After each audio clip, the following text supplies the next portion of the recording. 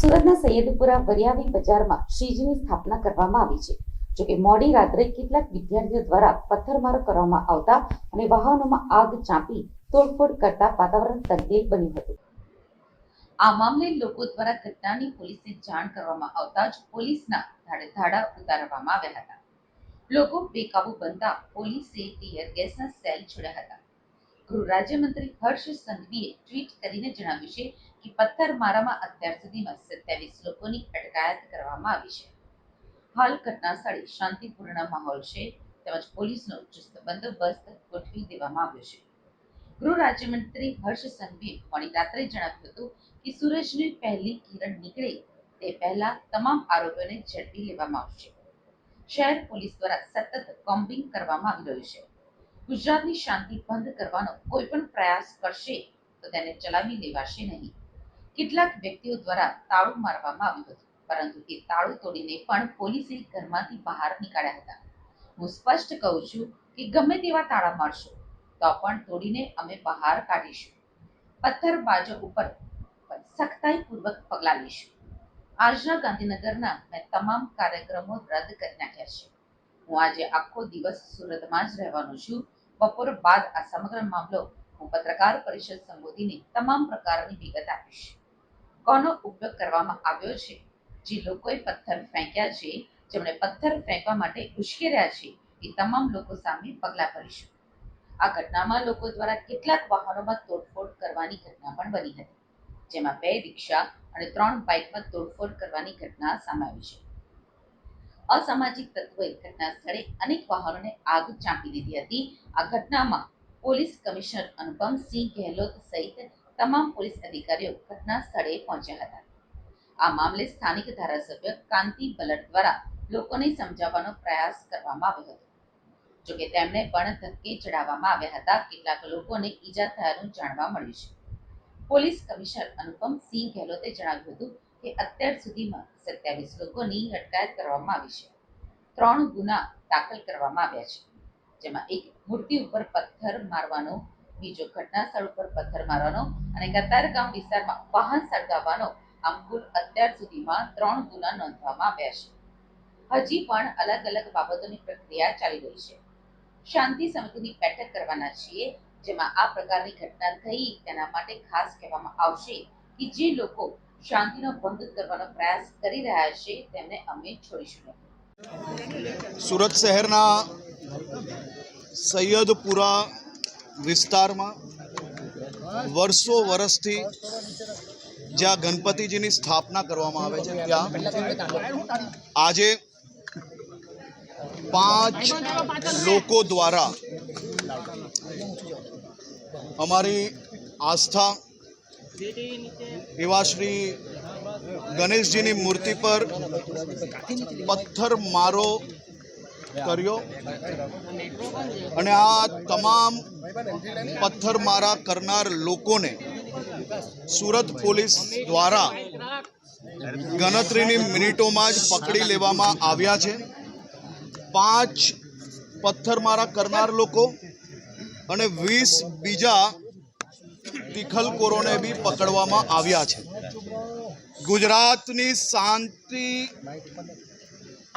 ને ઠેસ પહોંચાડનારા એક બી વ્યક્તિને કાલે વહેલી સવારે સૂરજ ઉગે તે પહેલા તમામ લોકોને પકડીને કડકમાં કડક કાર્યવાહી કરવા માટે સુરત પોલીસને સૂચના આપવામાં આવી છે।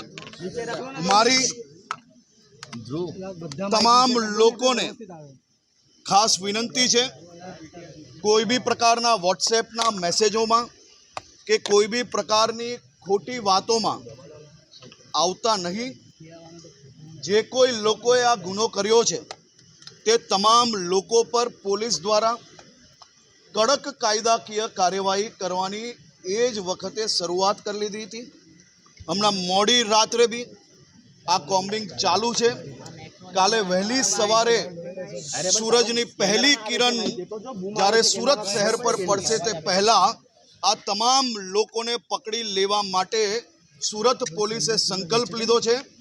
જે સ્થળ પર ઘટના બની હતી તે સ્થળ પર હમણાં હું પોતે અમારા ધારાસભ્ય શ્રી કાંતિભાઈ અને મેયર શ્રી દક્ષેશભાઈ જોડે આવીને સૌ આયોજકો જોડે ભગવાન શ્રી ગણપતિજીના ચરણોમાં વંદન કરીને આરતી કરીને સંકલ્પ લીધો છે કે ગુજરાતની શાંતિ દોલવાની કોઈ બી કોશિશ કરશે તો આ જ પ્રકારે કડકમાં કડક પગલાં જરૂરથી ભરવામાં આવશે।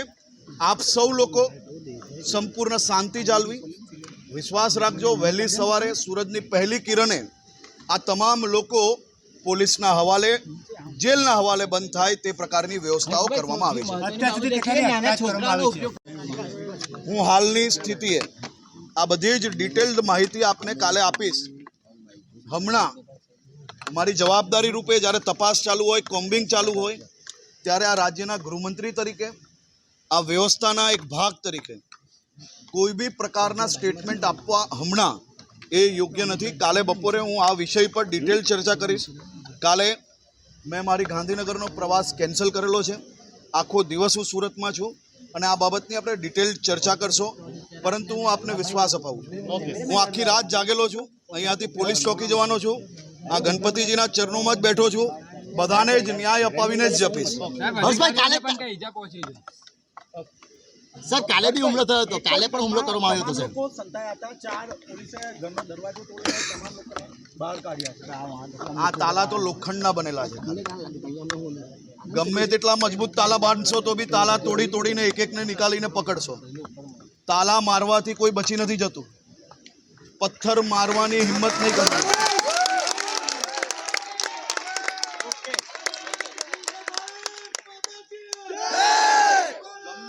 સીસીટીવી ફૂટેજ ચેક કરવામાં આવી રહ્યા છે। જેટલા પણ આરોપી પકડાયા છે તેમને કોર્ટમાં રજૂ કરીશું। આખી રાત બીજા અન્ય ઓપરેશન હાથ ધરવામાં આવ્યા છે, જેમાં પણ ધરપકડ કે અટકાયત કરવામાં આવશે। સુરતના સંવેદનશીલ વિસ્તારોની અંદર પોલીસ તૈનાત કરી દેવામાં આવી છે। આ સ્થિતિ વધુ વણસે તે પહેલા પોલીસે શહેરના તમામ વિસ્તારોની અંદર पेट्रोलिंग। आज रात को एक घटना बनी थी जिसमें गणेश पंडाल के ऊपर जो है कुछ जो है छोटी उम्र के लड़कों ने पत्थर मारा था। जो पुलिस बंदोबस्त में थी उन बच्चों को वहाँ से तुरंत लाया गया जो है। उसके बाद जो लोगों की रजूआत करने के लिए भीड़ इकट्ठा हुई, उस समय दरमियान जो है मामला बिचका जो है और आमने सामने से पत्थर मारा चालू हुआ, जिसमें पुलिस के अधिकारी जवानों को भी इंजरी हुई। उसके बाद पुलिस ने जो बल प्रयोग करना था, टीयर गैस छोड़ना था, लाठीचार्ज किया गया और अभी पूरे एरिया में जो अलग अलग जगह से टीमें बुला के डिप्लॉय किया गया और हमारी कॉम्बिंग ऑपरेशन चालू है जो है। और उसमें हम लोगों ने बहुत सारे आरोपियों को पकड़ा है। हमारे पास सीसीटीवी का फुटेज है और हमारे पास जो वीडियो कैमराज बहुत सारे हैं। बहुत सारे अधिकारियों और मीडिया के मित्रों के भी तरफ से भी हमें जो वीडियोस मिल रहे हैं, उनके हिसाब से हमारी जो सही आरोपी है उनको हम लोग पकड़ के और उनको बराबर कड़क से कड़क सजा हो, इस तरह से जो पूरी पुलिस जो है सूरत शहर पुलिस कामगिरी कर रही है। और आने वाले समय में भी जो सब त्योहारों का सीजन है जो है, उसमें कोई भी प्रकार के हम लोग जो इस चमरबंदी या जो जिस तरह से लुख्खा तत्वों ने किया है उनको हम लोग छोड़ेंगे नहीं। लगातार पुलिस मामला शांत करने का प्रयास कर रही है, लगातार बिल्डिंग से गलियों से पत्थर मारे जा रहे हैं। जितना भी अलग अलग पुलिस टीमें गई, जितने भी बिल्डिंग से आई, सब बिल्डिंग को हम लोगों ने चिन्हित किया हुआ है और उन्हीं बिल्डिंगों में हम लोग कॉम्बिंग कर रहे हैं, उन्हीं बिल्डिंगों में सब लोग पकड़ रहे हैं। काफी अधिकारियों को पत्थर लगे हुए हैं। क्राइम में इन्वॉल्व किया गया है, छोटे बच्चों का प्रयोग किया गया है क्राइम करने में। नहीं, अभी ये सब इंट्रोगेशन में सब आएगा इन्वेस्टिगेशन में। अभी तो हमारा एक प्रायोरिटी थी कायदा ने व्यवस्था का जो झाड़ने की, और वो हम इंट्रोगेशन करके सही इसमें क्यों हुआ, कैसे हुआ, इसके पीछे कौन है, वो सब हम निकालेंगे। ये अलग अलग एरिया में टीयर गैस छोड़ेगा, तो एग्जैक्ट संख्या भी आपको नहीं बता पाएंगे अलग अलग एरिया में, लेकिन टीयर गैस भी छोड़ेगा, लाठीचार्ज भी किया। पिछले बार विसर्जन के दिन इस तरह का जो छोटे बच्चों ने किया था, बाद में कंप्रोमाइज हुआ, ऐसा जानकारी है। तो इसी हिसाब से इस बार जो यहाँ पे काफ़ी हम लोगों ने मेहनत किया था, शांति समितियों की मीटिंग सब बढ़िया किया गया था, लेकिन फिर भी जो है अमुक जो बच्चों को यूज़ किया गया है, तो उसके पीछे कौन कौन है मास्टरमाइंड, उसके ऊपर भी हम लोग इन्वेस्टिगेशन करेंगे। નાનપુરા, રાંદેર, મહારાણા પ્રતાપ સર્કલ સહિતના વિસ્તારોમાં પોલીસ રવાના કરી દેવામાં આવી છે। સૈયદપુરા વિસ્તારમાં મોટા પ્રમાણમાં કોમ્બિંગ ઓપરેશન શરૂ કરવામાં આવ્યું છે। પોલીસ દ્વારા સમગ્ર વિસ્તારમાં ડ્રોન દ્વારા નજર રાખવામાં આવી રહી છે, જેથી કરીને કોઈપણ ટોળું જ્યાં પણ એકત્રિત થયું હોય તેમને ઝડપથી પકડી શકાય। સૈયદપુરા પોલીસ ચોકી આસપાસની બિલ્ડિંગોમાંથી પથ્થરમારો થયો હોવાની પણ વાત સામે આવી છે। ઉપરની બિલ્ડિંગો પરથી પથ્થરમારો થતા સ્થાનિકોમાં પણ વધુ રોષ જોવા મળી રહ્યો છે। લાલગેટ પોલીસ સ્ટેશન વિસ્તારમાં સૈયદપુરા પોલીસ ચોકીની સામે એક નાના મોહલ્લામાં જ્યાં આગળ હિન્દુ સમાજ નાનો છે, લઘુમતી છે ત્યાં આગળ સંખ્યામાં એ લોકો ઘણા વર્ષોથી ગણપતિની પ્રતિમા સ્થાપન કરતા હતા. એ પ્રતિમા પર નાના બાળકો કંઈ આવીને સ્ટાર્ટિંગમાં હુમલો કર્યો અને પથ્થરમારો કરીને કંઈક ભગવાન ગણેશ ખંડિત થઈ એવું દેખાયું નથી, પરંતુ એવું કહે છે. પરંતુ આ સમાજ જ્યારે અહીંયા એકલો હોય ત્યારે પોલીસે બંદોબસ્ત પણ મૂક્યો હતો એવું એ ત્યાં કુટુંબના લોકોએ મને કહ્યું. તો આવા સમયે હિન્દુ ધર્મના સમાજના જો શાંતિ ઉત્સવ ઉજવતા હોય તો શા માટે વિધર્મી એટલે બીજા ધર્મના લોકોએ આ કૃત્ય કરવું જોઈએ? કોઈ શિખામણ ના આપવી જોઈએ. હું માનતા સુધી આના માટે જે હિન્દુ સમાજ અને મુસ્લિમ સમાજ થઈને જે શાંતિ સમિતિ ચલાવે છે તેમાં પણ બધી વાતો થાય છે, પરંતુ આવા સમયે હિન્દુ સમાજને જ્યારે આ લાગણી દુભાય ત્યારે મુસ્લિમ સમાજના વડીલો પણ બહાર આવીને આવા તત્વોને પોલીસે સોંપી દેવા જોઈએ, જેનાથી સમગ્ર સુરતનો માહોલ શાંતિપૂર્ણ થઈ શકે. અત્યારે સંપૂર્ણ પોલીસ કંટ્રોલ કરી રહી છે. મારે સરકાર પણ આમાં વધુ ધ્યાન આપીને આ ગણેશ ઉત્સવ ન બગડે અને આવનાર ઈદે મિલાદનો પણ જે સરઘસ છે 16 તારીખે જે બાહેધરી આપી પોલીસને એ લોકોએ કે અમે ઝડપથી પતાવશું, તેમાં પણ વિચારીને પોલીસ પગલાં લે તો ચોક્કસ એમાં પણ સારું. કઠલાલ ગામે અને ગઈકાલે રાતના સુરત શહેરમાં બંને જગ્યાએ સ્થાનિક પોલીસ તરફથી ખૂબ ત્વરિત કાર્યવાહી અને ખૂબ અસરકારક કાર્યવાહી કરવામાં આવી છે. જ્યાં સુધી આપણે સુરત શહેરની વાત કરીએ કે જ્યાં ગઈકાલે એક બનાવ બન્યો હતો પથ્થરમારાનો, એમાં 2-3 વાત ખૂબ સ્પષ્ટ રીતે કહી દેવા માંગુ છું. એક તો કે અગાઉ મેં વાત કરી કે બનાવ બન્યાની તુરત જ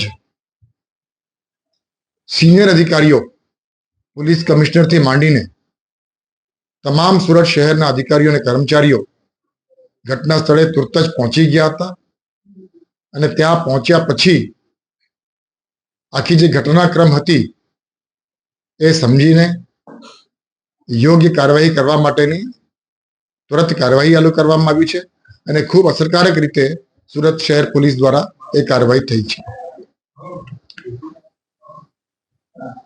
અમારી માહિતી મુજબ અત્યાર સુધી સુરત શહેરના આ ઘટનાક્રમમાં 6 બાળકો હતા જુવેનાઇલ.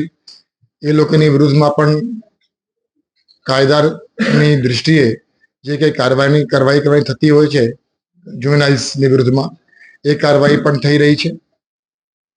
અને જે અસામાજિક તત્વો હતા જે લોકોએ સુરત શહેરનું શાંતિને ડોળવાનો પ્રયત્ન કર્યો હતો એવા 28 જેવા ગુનેગારોને પણ રાત્રે કોમ્બિંગ કરીને અટક કરવામાં આવી છે.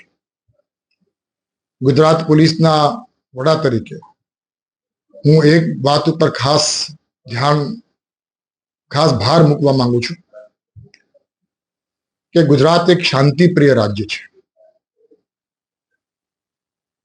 અને અલગ અલગ જે બંદોબસ્તની તૈયારીઓ ગુજરાત પોલીસ દ્વારા કરવામાં આવતી હોય છે એના ઉપરથી મારા જે છેલ્લા 30-35 વર્ષનો જે અનુભવ છે એના પરથી હું ચોક્કસ કહી શકું કે ગુજરાત રાજ્યના શાંતિપ્રિય લોકો આ તમામ હોળી હોય, દિવાળી હોય, ઈદ હોય, ગણેશ હોય, તમામમાં ખૂબ સક્રિયપણે પોતાની જવાબદારી સમજીને પોલીસને સાથ આપીને આ તમામ તહેવારોનું સફળતાપૂર્વક સંપન્ન આપણે કરવામાં સફળતા આપણને મળતી હોય છે. પરંતુ અમુક અસામાજિક તત્વો દ્વારા કોઈ પણ સમયે કોઈ પણ જગ્યાએ અમુક કરતૂતો કરવામાં આવે છે જેના કારણે આ શાંતિનો જે માહોલ છે એ માહોલને આ શાંતિપૂર્ણ માહોલમાં વિપરીત પરિસ્થિતિનું સર્જન થાય એવા અસામાજિક તત્વો વિરુદ્ધ ખૂબ અસરકારક રીતે અને ખૂબ ગંભીરતાથી ગુજરાત પોલીસ કાર્યવાહી અગાઉ પણ કરી છે, ગઈકાલે સુરત શહેરમાં પણ થઈ છે અને ભવિષ્યમાં પણ ચોક્કસ કરવામાં આવશે.